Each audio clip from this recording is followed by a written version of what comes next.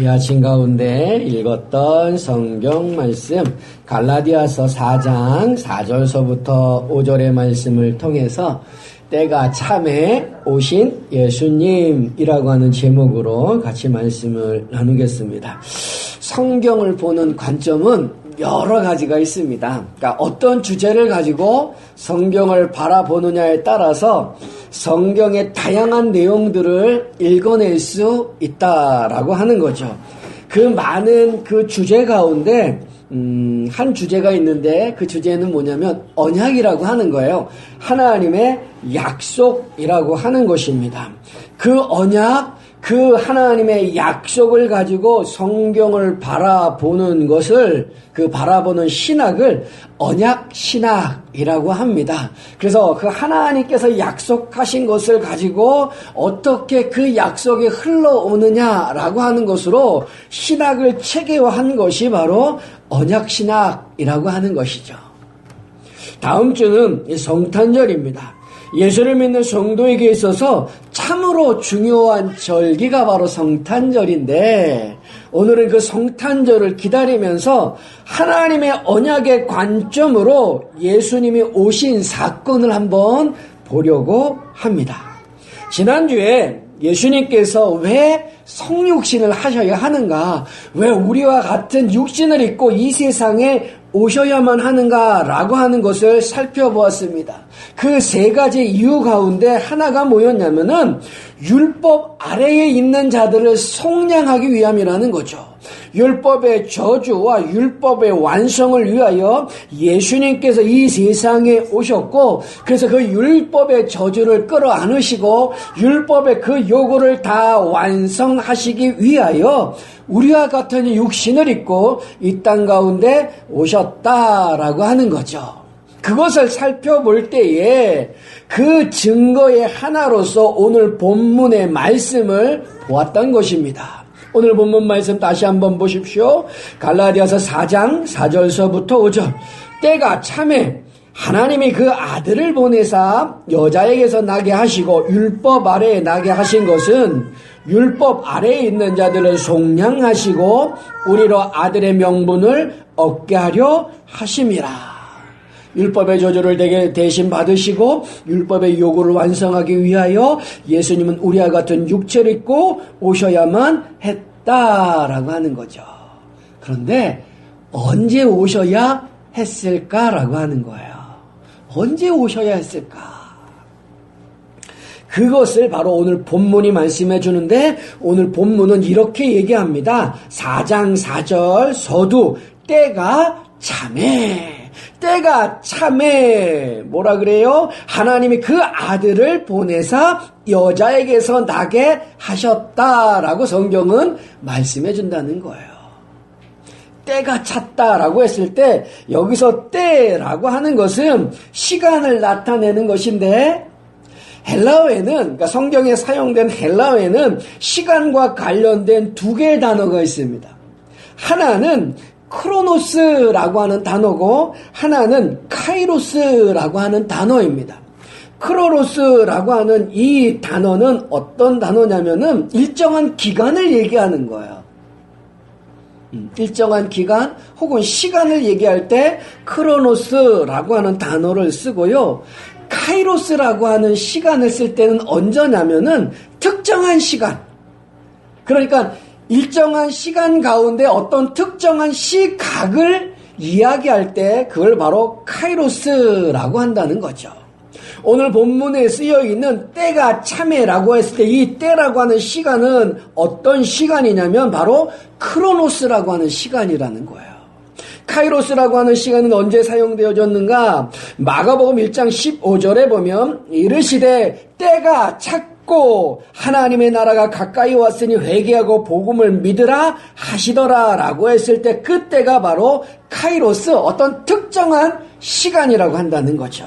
하나님이 정하신 시간이라는 거예요. 하나님이 정하신 시간이 됐으니까 회개하고 복음을 믿으라 라고 세례 요한이 선포했습니다. 그때 사용되어졌던 단어가 바로, 그때라고 하는 단어가 카이로스라고 하는 거예요. 그런데 오늘 본문의 말씀은 뭐냐면 크로노스라고 하는 단어가 사용되어졌는데 그거는 하나님께서 예수님을 보내시기로 약속한 시간을 얘기한다는 거죠. 그 시간이 찼다, 때가 찼다라고 하는 것은 그 약속한 시간이 되었다라고 하는 거예요. 그래서 카이로스와 크로노스를 좀 보면 이런 거죠. 크로노스 일정한 시간, 카이로스는 그 일정한 시간 가운데 어떤 특정한 시각을 말할 때 그 단어를 쓴다는 거예요. 자, 그런데 하나님께서 언제 예수님을 보내실 것을 약속했느냐라고 하는 거죠. 그게 바로 언약이에요. 언제 처음 약속하십니까? 그것은 아담과 하와가 하나님의 말씀에 불순종하여 타락하게 되어지죠. 그래서 징계를 받을 때 아담과 하와를 미혹하였던 그 뱀에게 하셨던 그 말씀 속에 하나님의 언약이 담겨져 있다라는 거예요. 그에 우리가 잘 아는 창세기 3장 15절 말씀. 내가 너로 여자와 원수가 되게 하고 내 후손도 여자의 후손과 원수가 되게 하리니 여자의 후손은 내 머리를 상하게 할 것이요 너는 그의 발꿈치를 상하게 할 것이니라 하시고, 이 창세기 3장 15절이 성경에 기록된 첫 번째 복음이고 그래서 원시 복음이라고 부름을 받는다는 거죠. 하나님은 이때 처음 약속하신 거예요. 그러니까 그 약속의 시간, 그 창세기 3장 15절에 이 약속을 하실 때에 바로 크로노스라고 하는 시간이 시작되어졌다는 거죠. 그 여자의 후손을 주시겠다, 여자의 후손을 오시는데 그 약속을 이루시기 위하여 부른 자가 누구냐? 바로 그가 아벨이고요. 아벨의 후손 가운데 하나님이 누굴 부르셨느냐? 노아를 부르셨고요. 노아의 세 아들 가운데 누구를 부르시는가? 셈을 부르셨고, 셈의 후손들 가운데 구체적으로 데라의 아들인 아브라함을 부르신다는 거죠. 그 부르심의 장면이 어디에 나와요? 우리 창세기 성경 공부하면서 보았듯이 창세기 12장 1절서부터 3절에 나오는 거죠. 여호와께서 아브라함에게 이르시되 너는 너의 고향과 친척과 아버지의 집을 떠나 내가 내게 보여줄 땅으로 가라. 내가 너로 큰 민족을 이루고 내게 복을 줘 내 이름을 창대하게 하리니 너는 복이 될지라. 너를 축복하는 자에게는 내가 복을 내리고 너를 저주하는 자에게는 내가 저주하리니 땅의 모든 족속이 너로 말미암아 복을 얻을 것이라 하신지라. 이게 하나님께서 아브라함에게 약속하신 언약이라고 하는 거죠. 그 언약은, 그 약속은 조금씩 점진적으로 구체화된다는 거예요. 그래서 우리가 창세기 성경 공부를 하면서 보았습니다. 그 약속이 어떻게 구체적으로 되어지느냐? 창세기 12장의 그 말씀이 13장에도 기록되어 있고 15장에도 기록되어 있고 17장에 기록되어 있고 18장에 기록되어 있고 22장에 기록되어 있는 거죠.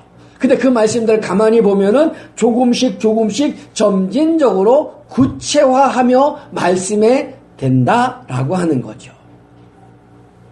그 말씀 가운데 창세기 22장 17절 말씀, 내가 내게 큰 복을 주고 내 씨로 크게 번성하여 하늘의 별과 같고 바닷가의 모래 같게 하리니 내 씨가 그 대적의 성문을 차지하리라 라고 말씀합니다. 창세기 3장 15절에는 여자의 후손으로 오는데 그 여자의 후손으로 선택되어 부름을 받은 자가 누구냐? 아브라함이라고 하는 거죠. 그래서 그 아브라함의 씨로 장차 오실 그 메시아, 그 그리스도가 오는데 오실 그분께서 대적의 성문을 차지한다라고 말씀한다는 거예요. 그 말씀을 창세기 3장 15절과 연결해서 읽어낼 수 있는 거죠.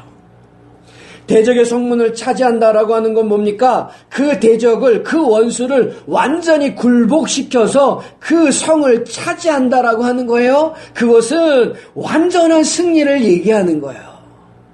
더 이상 그 대적이 어찌할 수 없는 그 상황 가운데서 완전하게 승리함을 말씀한다라고 하는 거죠. 그 창세기 3장 15절은 뭐라 그래요? 여자의 후손은 뱀의 후손의 머리를 상하게 한다. 그 머리를 상하게 한다는 건 뭐예요? 완전한 승리를 말씀한다는 거죠. 근데 그 약속이 누구에게 주어졌던 거예요? 모리아산에서 백세에 얻은 이삭을 번제로 바칠 때 하나님께서는 아브라함에게 주신 약속이라고 하는 거죠. 그 약속이, 그 언약이 누구에게 그대로 전승되어지느냐? 아브라함의 아들 이삭에게 전승되어지고, 이삭의 아들 야곱에게 그대로 전승되어지고, 야곱의 12아들 중에서 누구요? 유다에게 그 약속이 전승되어지는 거예요. 그런데 어떻게 점진적으로 좀 더 구체화되어졌는가? 유다에게 전승되어질 때는 성경은 이렇게 얘기합니다. 창세기 49장 10절 말씀, 규가 유다를 떠나지 아니하며 통치자의 지팡이가 그 발 사이에서 떠나지 아니하기를 실로가 오시기까지 이르리니 그에게 모든 백성이 복종하리로다. 좀 더 쉽게 번역된 새 번역으로 다시 읽어보면 이렇습니다. 임금님의 지붕이 유다를 떠나지 않고 통치자의 지붕이 자손 만대에까지 이를 것이다. 권능으로 그 자리에 앉을 분이 오시면 만민이 그에게 순종할 것이라. 여자의 후손이 올 것을 말씀하는데 그 여자의 후손이 좀 더 구체적으로 아브라함의 후손으로 오는데 그 아브라함의 후손은 그 씨는 대적의 성문을 차지하게 되어질 것이다. 그 씨는 어떤 자의 모습으로 오느냐? 유다의 후손으로 오는데 창세기 49장의 말씀을 보면은 왕으로 오신다라는 거예요. 임금님으로 오신다라는 거예요. 그러한 약속이 또 누구에게 전승되어지냐면은 다윗에게 전승되어지는 거죠. 왕으로 오실 것이다라고 약속했는데 그 왕의 모습으로 오시는 분이 누굽니까? 다윗이었습니다. 그래서 다윗의 후손으로 오실 것을 약속하는데 이사야서 9장 6절서부터 7절의 말씀이에요. 이는 한 아기가 우리에게 낳고 한 아들을 우리에게 주신 바 되었는데 그의 어깨는 정사가 메었고 그의 이름은 기묘자라 모사라 전능하신 하나님이라 영존하시는 아버지라 평강의 왕이라 할 것임이라. 그 정사와 평강의 더함이 무궁하며 또 다윗의 왕자와 그의 나라에 군림하여 그 나라를 굳게 세우고 지금 이후로 영원히 정의와 공의를 그것을 보존하실 것이라. 만군의 여호와의 열심히 이를 이루시리라. 여자의 후손에게서 아브라함의 씨로 올 것이고 그 아브라함의 씨는 대적의 성문을 차지하는데 그 대적의 성문을 차지하는 그 씨는 왕으로 오시는데 그 왕의 후손 중에 하나가 누구냐? 다윗이라고 하는 거예요. 그래서 다윗의 후손으로 오실 것이다. 그 다윗의 후손으로 오시면서 다윗의 왕자와 그의 나라를 군림하며 그 나라를 영원토록 세울 것이다 라고 말씀한다는 거죠. 그래서 다윗의 후손으로 이루어질 그 나라의 모습이 어떤가? 또 성경을 제가 읽어볼게요. 역대상 17장 11절서부터 14절의 말씀. 내 생명의 연한이 차서 내가 조상들에게 돌아가면 내가 내 뒤에 내 씨 곧 내 아들 중 하나를 세우고 그 나라를 견고하게 하리니 그는 나를 위하여 집을 건축할 것이요 나는 그의 왕위를 영원히 견고하게 하리라. 나는 그의 아버지가 되고 그는 나의 아들이 되리니 나의 인자를 그에게서 빼앗지 아니하기를 내가 내 전에 있던 자에게서 빼앗은 것 같지 아니할 것이요 내가 영원히 그를 내 집과 내 나라에 세우리니 그의 왕위가 영원히 견고하리라 하셨다 하라.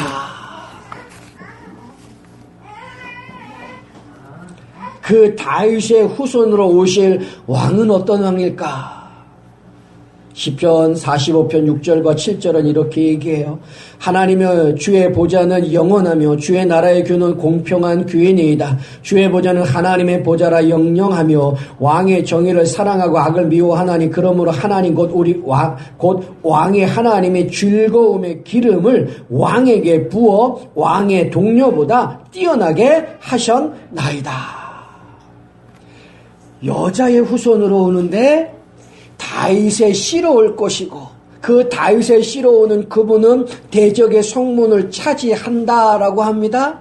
그래서 그 아브라함의 후손에 오는 그 씨가 이삭과 야곱을 통해서 오는데 그 야곱의 아들 가운데 유다를 통해서 오는데 유다의 후손 가운데 왕으로 오실 후손이 있다는 거예요. 그 왕으로 오시는 후손이 누구냐? 다윗이라고 하는 거죠. 그래서 다윗이 와서 그 나라를 견고하게 세우는 모습을 보여준다라고 하는 거예요. 그래서 다윗의 후손으로 오시는 그 왕은 어떤 왕이냐? 하나님께 기쁨으로 즐거움으로 기름 부은 왕이다라고 말씀한다는 거죠.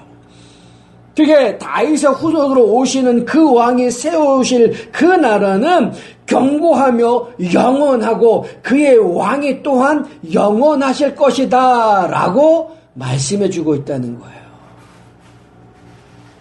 그러니까 우리가 성경을 구약의 성경을 가만히 보면은 그 약속이 점진적으로 조금씩 구체화되어지며 그 나라가 어떤 나라가 될 것인가라고 하는 걸 우리에게 보여준다는 거죠. 근데 성경이 어려운 건 뭐냐면 이중적인 의미를 가지고 있다는 거예요. 여자의 후손으로 온다라고 말씀했을 때 그 여자의 후손이 누굴까라고 고민하게 되어진다는 거죠. 그래서 아담과 하와가 타락한 이후에 하나님이 그 약속의 말씀을 주셨을 때에 하와는 오해합니다. 그래서 가인이 그 여자의 후손으로 생각했다는 거죠. 자기 몸을 통해서 여자인 하와를 통해서 낳았기 때문에 그가 약속한 여자의 후손으로 생각하며 가인이라고 표현하는 거예요. 이름을 짓는다는 거죠. 그러나 하나님이 선택한 건 아벨이었어요. 그 약속이 진행해 가면서 노아와 셈과 아브라함을 통해서 가는데 아브라함에게 약속할 때는 뭐였습니까? 내 씨에 대한 약속을 했죠. 근데 그 내 씨에 대한 약속을 할 때 그 씨의 1차적인 의미는 누구예요? 그건 이삭이에요. 이삭에게 있어서의 내 씨는 1차적으로 누구예요? 야곱이고요. 야곱에게 있어서 그 씨는 1차적으로 누굴 얘기합니까? 유다이고요. 유다에게 있어서는 그 1차적인 의미가 누구냐면 다윗이 되어지는 것이고 다윗에게 있어서 약속한 그 약속의 1차적인 의미는 누구냐면 솔로몬이라고 하는 거예요. 그래서 내 씨, 내 후손, 내 아들이라고 읽혀질 때에 우리가 오해할 수 있는 부분은 그 약속이 이삭이고 야곱이고 유다고 다윗이고 솔로몬의 1차적으로 머물게 되어진다는 거죠. 그런데 그 약속의 말씀들을 잘 읽어보면 그 약속의 말씀이 이삭에 그치지 않고 야곱에게 그치지 않고 유다에게 그치지 않고 다윗에게 그치지 않고 솔로몬에게 그치지 않는다는 거예요.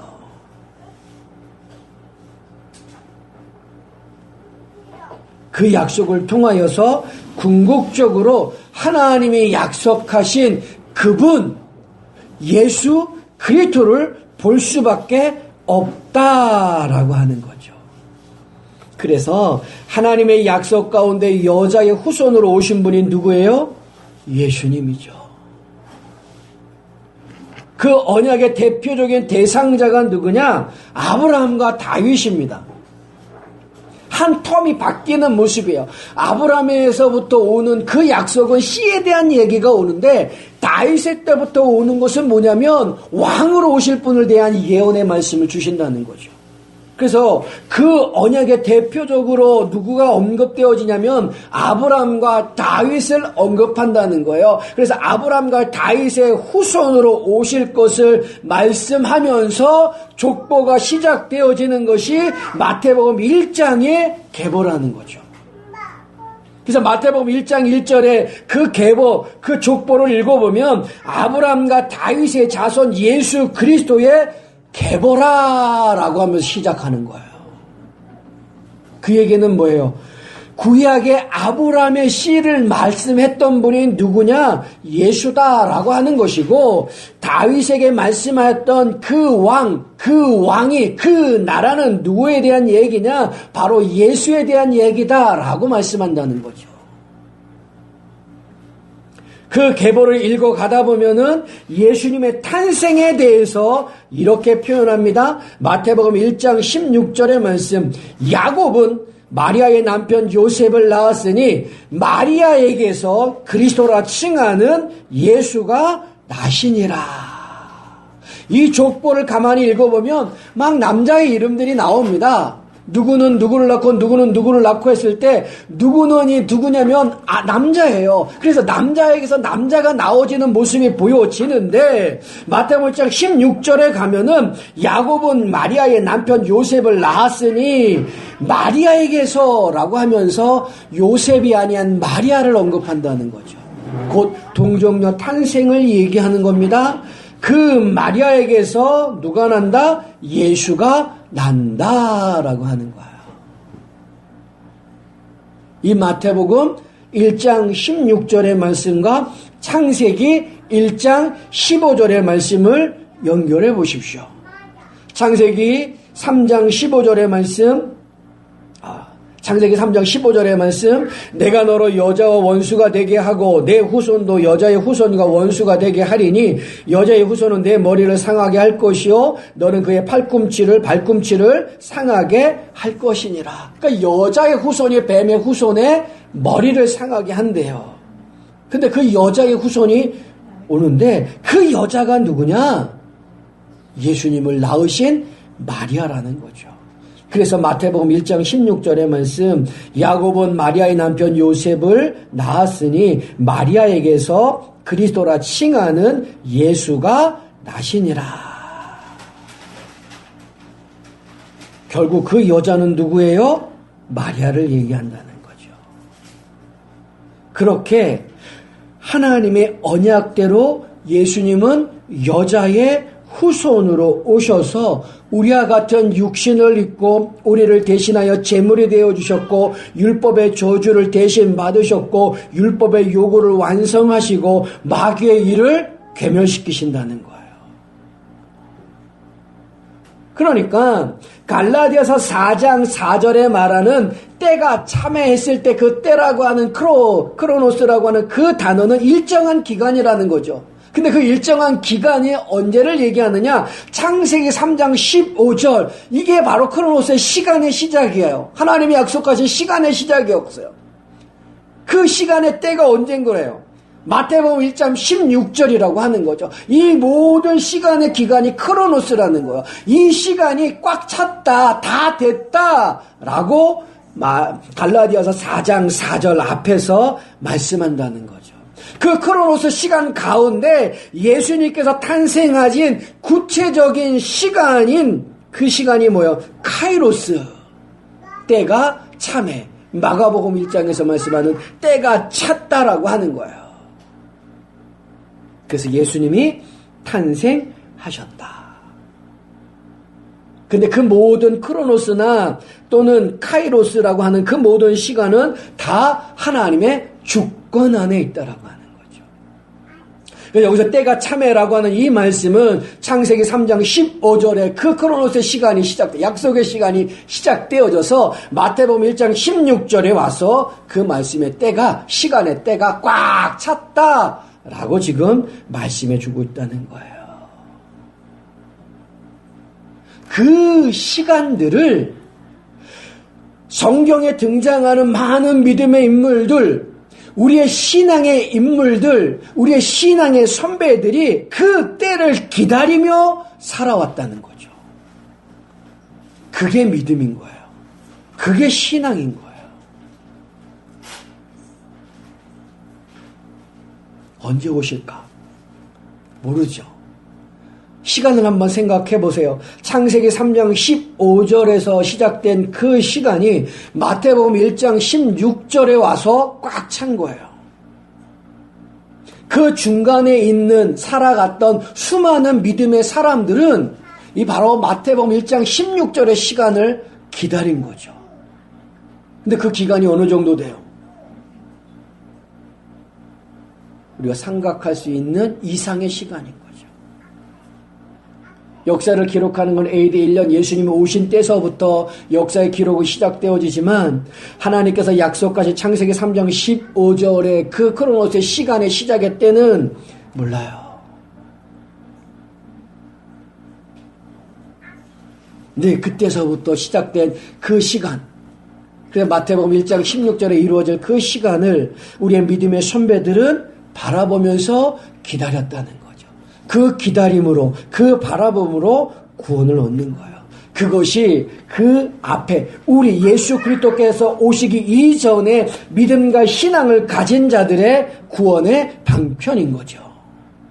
우리는 우리에게 있어서는 또 다른 하나의 크로노스라는 시간이 있어요. 그 시간은 뭐예요? 예수님께서 다시 오신다라고 하는 그 시간이라는 거죠. 사도행전 1장 11절 말씀, 이르되 갈릴리 사람들아 어찌하여 서서 하늘을 쳐다보느냐, 너희 가운데서 하늘로 올리시신 이 예수는 하늘로 가심을 본 그대로 오시리라 하였느니라.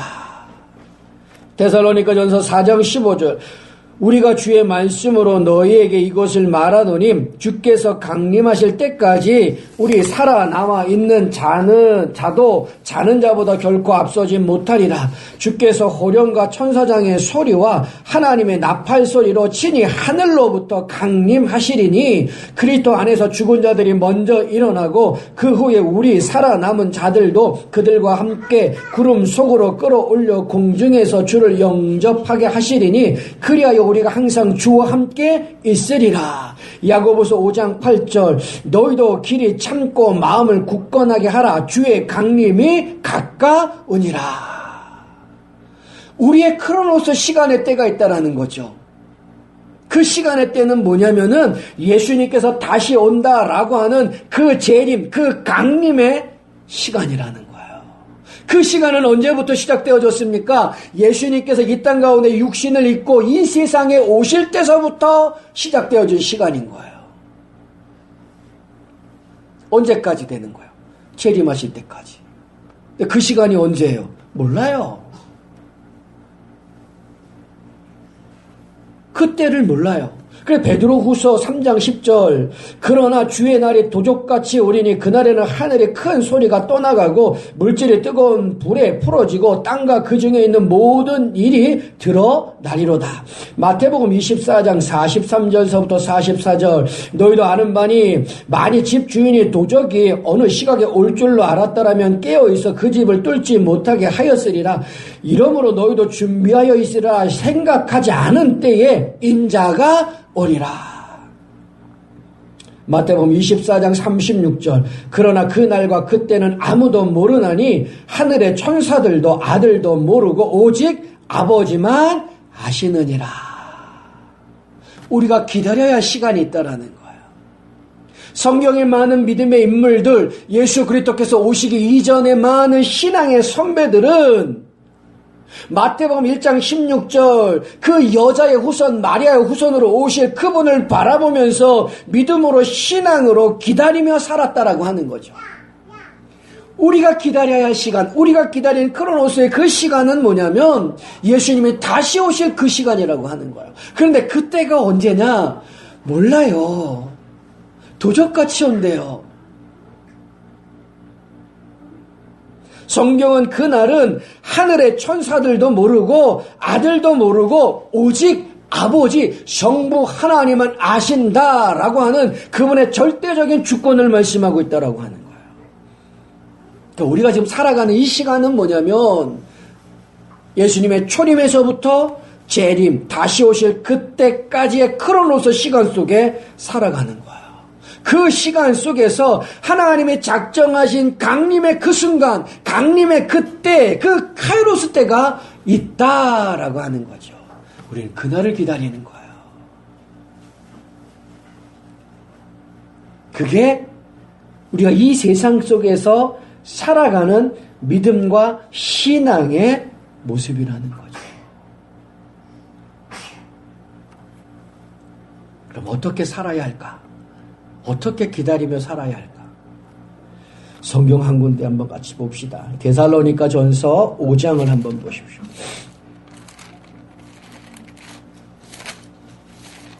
데살로니가 전서 5장 1절서부터 11절의 말씀까지. 다시 오실 예수 그리스도를 기다리는 시간 속에 우리가 살아가는데 그 시간 속에서 하나님의 지정하신 작정하신 그 때가 있다는 거예요. 그날들을 우리가 기다리며 살아가는 거야. 그 카이로스 시간 속에서 그 크로노스 시간 속에서 하나님 작정하신 카이로스 때를 기다리며 사는데 어떻게 살아야 할까? 데살로니가 전서 5장 1절서부터 11절 잘 보세요. 제가 읽어볼게요. 형제들아, 때와 시기에 관하여는 너희에게 쓸 것이 없음은 주의 날이 밤에 도적같이 이를 줄을 너희 자신이 자세히 알기 때문이다. 지금 바울이 뭐라고 얘기하느냐? 주님이 다시 오시는데 그 때와 시기에 대해서 말할 필요가 없다는 거예요. 왜? 너희도 잘 알고 있다는 거죠. 그날이 언제라는 거예요? 도적같이 온다라고 하는 거예요. 그것을 너희들도 잘 알고 있기 때문에 때와 시기에 대해서는 내가 따로 말할 필요가 없다. 자, 근데 어떻게 살아야 하느냐? 3절부터 보세요. 그들이 평안하다 안전하다 할 그때에 임신한 여자에게 해산의 고통이 이름과 같이 멸망이 갑자기 그들에게 이르느니 결코 피하지 못하리라. 형제들아, 너희는 어둠에 있지 아니하매 그 날이 도적같이 너에게 임하지 못하리니 너희는 다 빛의 아들이요 낮의 아들이라. 우리가 밤이나 어둠에 속하지 아니하나니 그러므로 우리는 다른 이들과 같이 자지 말고 오직 깨어 정신을 차릴지라. 자는 자들은 밤에 자고 취하는 자들은 밤에 취하되 우리는 낮에 속하였으니 정신을 차리고 믿음과 사랑에 호경심을 붙이고 구원의 소망의 투구를 쓰자. 하나님이 우리를 세우심은 노하심에 이르게 하심이 아니요 오직 우리 주 예수 그리스도로 말미암아 구원을 받게 하심이라. 예수께서 우리를 위하여 죽으사 우리로 하여금 깨어 있든지 자든지 자기와 함께 살게 하려 하셨느니라. 그러므로 피차 권면하고 서로 더욱을 세우기를 너희가 하는 것 같이 하라. 무슨 말입니까? 그날은 도적같이 온다는 것 너희들이 잘 알지 않느냐? 그러나 너희들에게는 도적같이 임하지 않을 것이라는 거예요. 왜? 너희는 이미 빛의 자녀들이라는 거예요. 믿음의 속에서 살아간다라고 하는 거예요. 하나님이 주신 그 다시 오실 시간의 때에 살아가고 있다라는 거예요. 그러니까 주님이 언제 도적같이 온다 할지라도 너희에게는 상관이 없다. 그 얘기를 말씀하고 있다는 거죠. 그러면서 하시는 말씀이 뭐냐? 세상의 사람들과 사지 말고 6절에 보면 그러므로 우리는 다른 일과 같이 자지 말고 오직 깨어 정신을 차릴지라. 결국 데살로니가 전서 5장 1절서부터 11절의 이 말씀은 어떤 말씀이냐면은 믿음 생활 잘해라, 신앙 생활 잘하며 바로 살아라 라고 말씀해주고 있다는 거예요. 주님이 재림하시는 그 날에 대해서는 너희는 이미 알고 있지 않냐? 도적같이 오지 않냐? 그런데 너희들에게 도적같이 임하지 않을 거다. 왜? 너희는 빛의 자녀들이고 하나님의 그때를 기다리며 살아가는 자들이기 때문에 도적같이 임할 필요가 없다는 거예요. 그러니까 상관이 없다는 거예요. 언제든. 그러니까 뭐 하며 살아라? 정신 차리고 살아라. 그 얘기는 믿음 생활 잘해라. 신앙 생활 잘해라. 그 크로노스의 때에서 카이로스의 시간의 때가 있다. 너희는 그 시간 속에 살고 있는 거야. 그러니 신앙생활 잘하며 서로 권면하며 살라라고 말씀해주고 있다라는 거죠. 우리가 왜 성탄절을 지킵니까? 성탄절의 의미가 뭐예요? 예수님이 오신 날이잖아요. 그게 무슨 의미가 있는 거야? 그 성탄절이 우리에게 어떤 의미가 있냐면 하나님이 창세기 3장 15절에 약속했던 그 시간이 맞춰지는 날이라는 거예요. 우리의 믿음의 선배들, 성경의 믿음의 인물들은 그 시간 속에 살면서 마태복음 1장 16절에 그 시간의 때를 바라보면서 신앙생활하며 인내로서 살아왔다는 거예요. 우리가 성탄절을 보내면서 우리가 무엇을 기억해야 하냐면은 예수님이 이 세상에 오셨다, 감사하다 라고 하는 것뿐만 아니라 더불어 다시 오실 그분을 바라보게 한다라고 하는 거죠. 그게 성탄절이 우리에게 말씀해 주고 있는 의미 중에 하나예요. 예수님이 오셨구나, 감사하구나, 예배하자, 찬양하자, 이거로 끝나는 게 아니라 그 성탄절을 통하여서 다시 오실 예수 그리스도를 바라보는 거예요. 왜? 하나님의 그 시간 속에서 분명한 것은 하나님께서 예수 그리스도를 약속하셨고 예수 그리스도를 보내셨다라는 거죠. 그래서 오셨어요. 그것처럼 예수님은 분명하게 내가 다시 오리라 라고 말씀하셨다는 거죠. 그래서 분명한 사실은 다시 오신다 라고 하는 거예요. 다시 오실 때는 심판해 주러 오신다는 거죠. 그래서 아까 읽었던 베드로후서 3장 10절에 뭐라고 말씀하느냐? 그러나 주의 날이 도적같이 오리니 그 날에는 하늘이 큰 소리로 떠나가고 물질이 뜨거운 불에 풀어지고 땅과 그 중에 있는 모든 일이 드러나리로다. 무서운 심판이 임하는 모습을 보여주고 있다는 거죠.